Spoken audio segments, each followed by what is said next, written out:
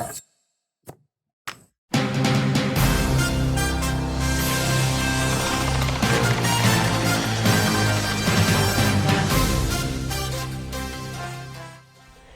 and welcome to Shelby This Week. We're covering news from around Shelby Township and all over Macomb County. A fire in the back room. Shelby TV was the first on scene when flames shut down a popular department store. And a police chase that saved a life. How officers helped a woman after they chased her for miles down M53. But first, a death in Macomb County has been linked to a common food most of us have at home. Nick Buckler joins us with more. Yeah, Kelly, a lot of people are just trying to enjoy a healthy meal when they're making themselves a salad. Well, for one Macomb County resident, it turned deadly. Packaged salads are supposed to be a quick, easy way to have a meal, not spread listeria. There were a total of 12 cases so far reported as part of this outbreak. 4 of them were in Michigan, 8 of them were in other states. But there was one death associated with this, and that death happened to be in Macomb County. The CDC has linked the outbreak to a Dole facility in Springfield, Ohio, and all production at this specific facility has since been stopped.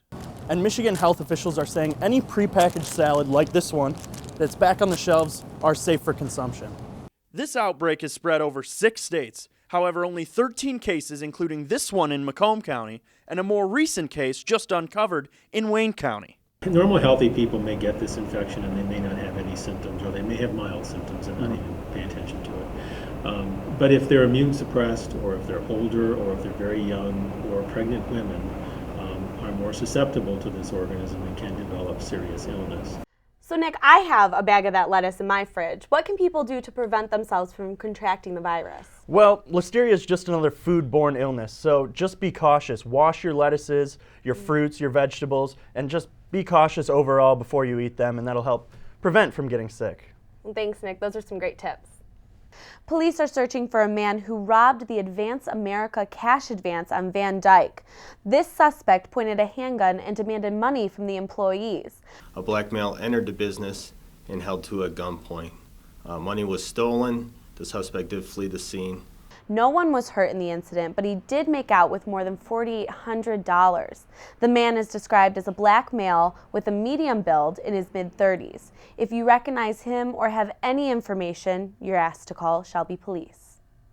When you hear about police chases, the driver behind the wheel is usually drunk or fleeing the scene of a crime.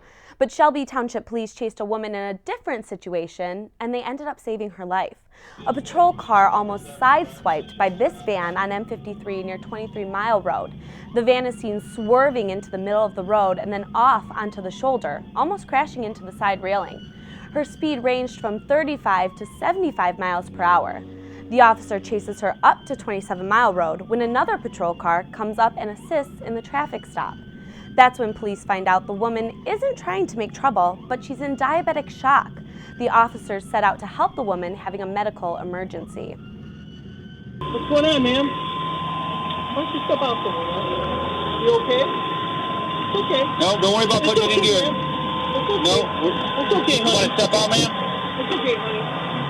When we have people call our 911 center, they don't know whether they're following a possible drunk driver or somebody, in this case, a diabetic in reaction.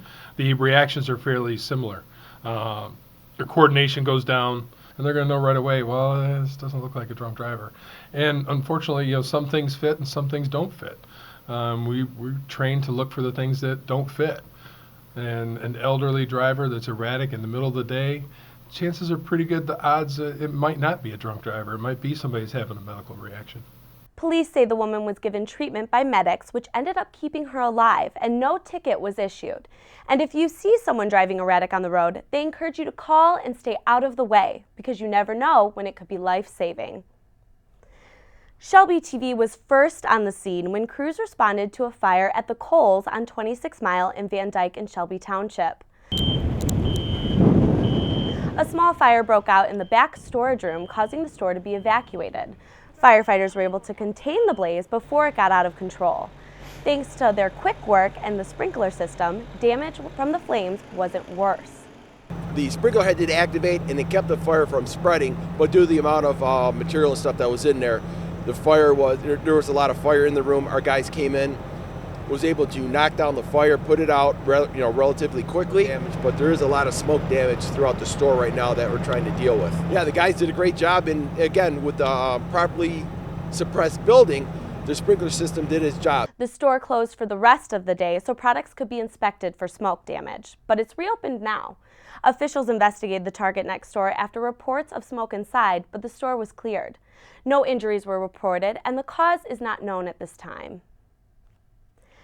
5 men are facing multiple charges accused of running an illegal marijuana dispensary located right here in Shelby Township. Police performed a raid back in July of the Advanced Medical Supply on Van Dyke. They recovered more than 11 pounds of pot, hundreds of edible products, and guns. The men are facing several counts of delivery of marijuana, possession, and conspiracy charges. And now an update to a story we've been telling you about. The Macomb County Sheriff has a new armored vehicle just weeks after the federal government took one away. Charlie Cadotto is here with more. Well, Kelly, the county now has what it wants. Executive Mark Hackle was not happy when he learned President Obama signed an executive order forcing all law enforcement agencies to return vehicles that may create an image problem. All this in hopes to demilitarize police. Events in Ferguson, Missouri made some people nervous. After criticism of how police handled Ferguson, the Obama administration came up with a solution to take away all military gear and equipment, like this armored vehicle, from local agencies. Officers are left without the ability to go into a serious or dangerous situation without some kind of protective gear, that being a vehicle. County Executive Mark Hackle was angry, so he announced the county was putting up the funds to buy a new one. He believes armored carriers keep residents safe. I'm very disgusted by it, and the reason for it is, there was no concern for the officers out there, and 99% of them want to be part of the solution, not part of the problem. Hackle last saw President Obama in September, but he says at that time he had no idea the federal government was going to take the carrier away. Interesting enough, that type of apparatus was in the parking lot while he was here at Macomb Community College in case something was to happen. This is the new vehicle. It's the first shipment, which came in last week. Workers at the Macomb County Department of Roads are getting it ready now. Adjust this rod. The federal government gave us another one called an M-ramp. This thing is a giant. I could put the old one that they took away inside of this new one. People look at this and say, Macomb County, not much happens here. Why does the county need this? Oh, that's not true. When people say not much happens here, it's not like we're looking for a terrorist threat. People seem to think that that's the biggest threat. It's not. It's domestic. There's some high-power rifles that people have in and around their homes right now, so officers have to respond to that. The second vehicle could come in as early as this year. So Charlie, what are elected officials saying about this? Well, we've heard from a lot of Republicans. Congresswoman Candace Miller says law enforcement agencies need this kind of protection. She, along with many Republicans, are completely against this kind of executive order. Thank you, Charlie. Willingly diving into a pond in under 6 inches of ice is something Shelby firefighters do every winter. Crews were out training on Heritage Pond for ice dive rescues. They simulate an actual victim falling through the ice and go through the training on how to save them. The firefighters suit up in wetsuits and go into one of the cut holes. They then have to work their way back by using ice picks attached to their suits to the second hole in the ice. They say they've used this training in real-life situations at Stony Creek Metro Park and right there on Heritage Pond. And still ahead on Shelby this week, VHSs, old blenders, a laptop or two. If you've got old electronics lying around, we'll give you information on where you can ditch them. And diabetes care kits, how a local high school student is working to help kids who are diagnosed with the disease. As an American, it's hard to hear that we have a serious hunger issue in our country. And as a parent, it's even harder to hear that 1 in 5 of our kids struggles with hunger, especially when billions of pounds of good food are wasted every year. Feeding America is a nationwide network of food banks that helps provide billions of meals to families in need right in your community. Visit feedingamerica.org to support Feeding America and your local food bank. Together we can solve hunger. Together, we're Feeding America.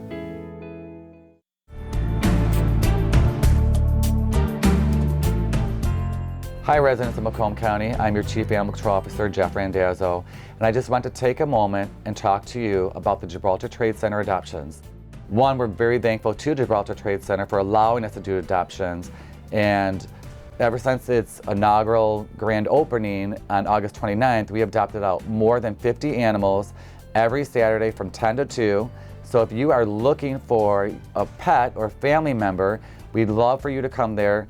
Again, it's Saturday 10 to 2 over at Gibraltar Trade Center in Mount Clemens. And we bring all the animals, the homeless animals, here from Macomb County Animal Control that were picked up in your community. So it's your way of getting involved. And thank you for all your support. We truly are blessed to have you here.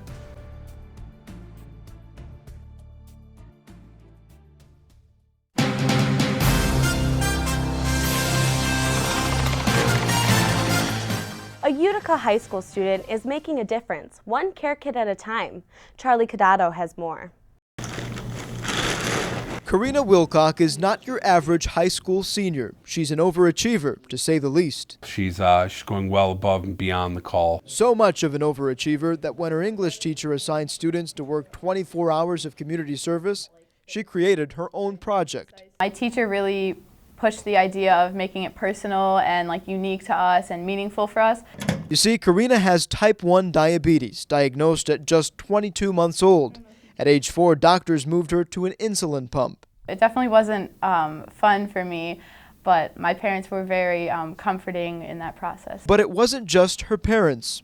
Meet Seabear. This was like my security blanket. I brought it everywhere. I brought it to all my doctor's appointments, so even my doctors know, oh, where's Seabear kind of thing. Now Karina wants to make other kids with diabetes feel comfortable too. Her project is to create kits for kids with a stuffed animal just like Seabear. That's him in his hospital gown. And she's working on a book. I came up with the idea of making a little children's book to include in the care packages.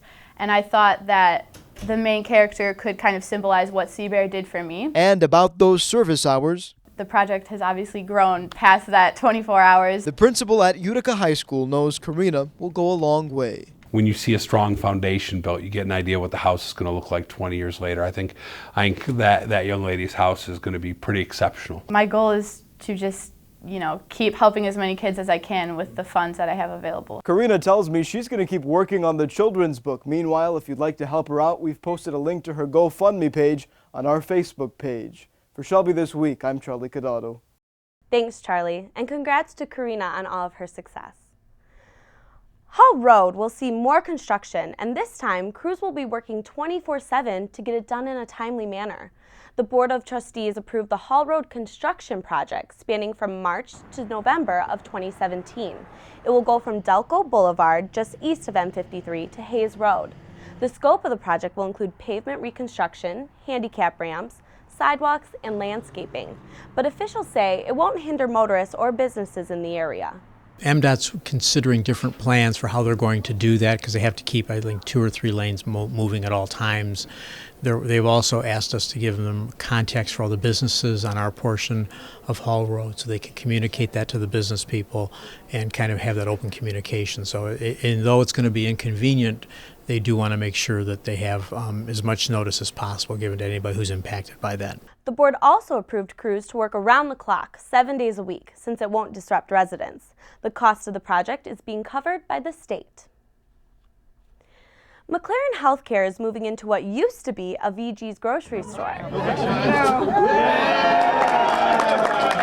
The ribbon was cut and the building opened for the new McLaren Services revenue cycle operations. The corporate building is a consolidation of the offices scattered around the area. This facility will manage all the billing and follow-up for the entire McLaren health system. So all of our hospitals, our medical group, everybody. The new office is located on Shaner, just south of 23 Mile Road in Shelby Township. And if you've got an old television, radio, or vacuum lying around, Shelby Township can take them off your hands. An electronics recycling collection is held the last Saturday of each month between 9 a.m. and 1 p.m. at the municipal building. It's all part of the township's Sustainable Saturday program. Head to our Shelby TV Facebook page for more information on what items can and cannot be accepted. And the Super Bowl is almost here. And some local high school students with dreams of playing in the NFL are training like pros. Our health reporter Bonnie Kay takes a look at the former professional footballer who grew up right here in Shelby and is now helping kids with their dreams of the big leagues. Thanks, Kelly. I'm here at LL Speed Sports Development in Shelby Township, where LL stands for Lance Long, former NFL wide receiver. Now, his dreams of making it in the pros came true. Now he wants to reach out to his community and help others achieve theirs. Go! Lance, an Eisenhower High alum, Michael, was finish. drafted Go. by the Arizona Cardinals in 2008. He played with the Chiefs and the 49ers, then finished his career back home with the Detroit Lions. I just kind of wanted to help out the kids as much as I could to get them an opportunity, whether it's at the college level or going to the NFL, or even from a middle school standpoint to go and be a great high school player. I'm here because Lance Long is a great guy. He's a guy I can look up to. He trains us really hard and he pushes us to our limits. These intense speed and agility drills are designed for athletes wanting to take their performance up a notch. Good, Chris. Drive, good. Fraser High alum Chris McCall hopes for an NFL tryout. My dream is actually just get an opportunity, showcase my skills and talents that I worked my whole life for. The entire Eisenhower girls soccer team is doing preseason conditioning with Lance. Lance's strength keeps us in shape for one, brings us together as a team, builds our character up. Now, you don't have to be a competitive athlete to benefit from Lance's programs. He offers a wide variety of classes for all ages and all fitness levels. Reporting for Shelby This Week, I'm Bonnie Kay. Back to you, Kelly. Lance opened his doors at LL Speed and Sports Development just 3 months ago, and so far, business is booming. For more on his program, just head to our Shelby TV Facebook page. Shelby Township's emergency dispatch system is in need of an upgrade, which will save lives and bring the department into the modern age. According to Chief Swinkowski, the dispatch system allows call takers to quickly narrow down where emergencies are, and the system being used is too old. The new one he proposed cost over $37,000, but will allow dispatchers to help bystanders render aid before medics arrive. Swinkowski says the department has made various cuts to pay for the system. He received overall support about the recommendation, which the board will continue to discuss. And coming up, a new twist on an old toy. Learn more on the major company making the most dramatic change since 1959. And Jeans Day, how denim is helping out local charities.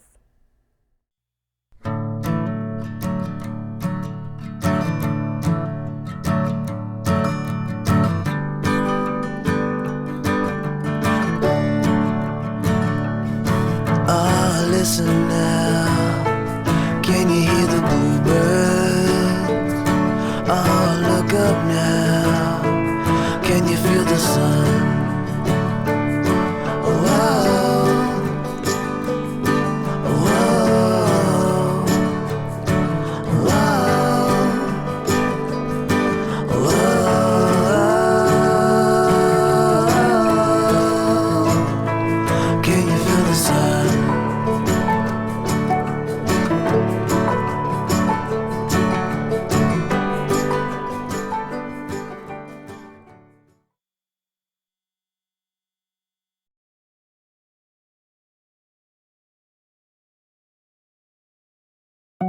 They told me a bottle couldn't dream, that I would never become a superhero.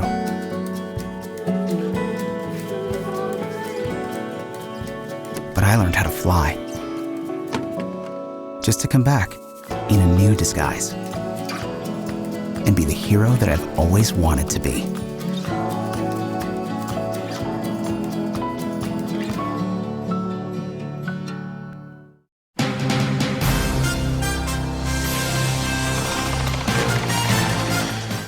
Welcome back. Barbie is getting a new body, and it's all better to represent real women and their real shapes.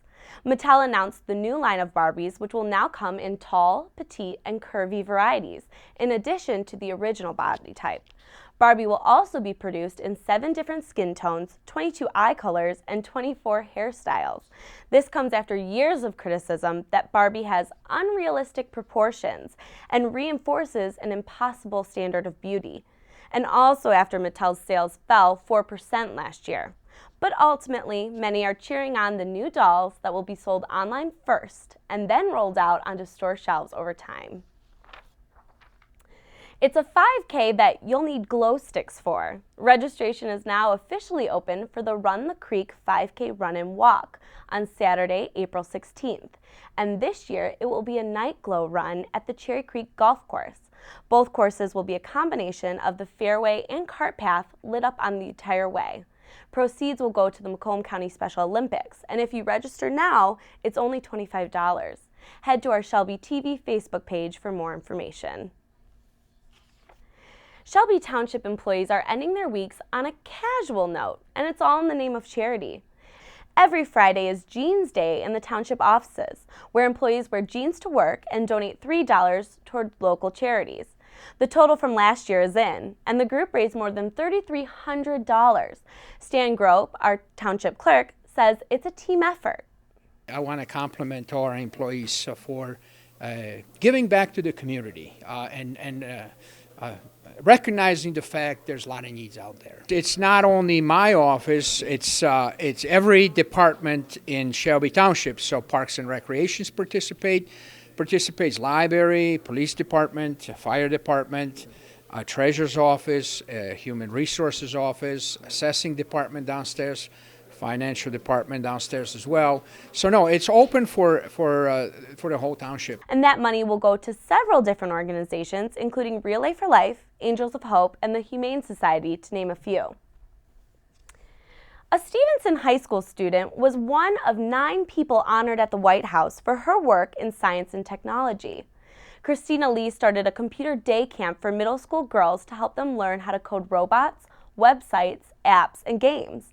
And while she says her trip to Washington, D.C. was great, that's not what's most important to her. We got to talk to the Chief Technology Officer, Megan Smith. We got to talk to a senior advisor to President Obama. We got to talk to the Acting Secretary of Education, among many other people. It was just really interesting to see their perspectives on all of this. We were talking discussions about how best to do computer science education across the U.S., not just in select schools. At the end of the day, it's not about going to the White House and stuff. It's about having other people learn about computer science and seeing how fun computer science can be. So. We talked with Christina about her passion for technology and what's next for her as she graduates. You can watch the interview in its entirety on our Shelby TV Facebook page. And that's it for us here. You can watch us all the time at shelbytv.org. And don't forget to like us on Facebook. Just search Shelby TV. For all of us here at Shelby this week, thanks for watching.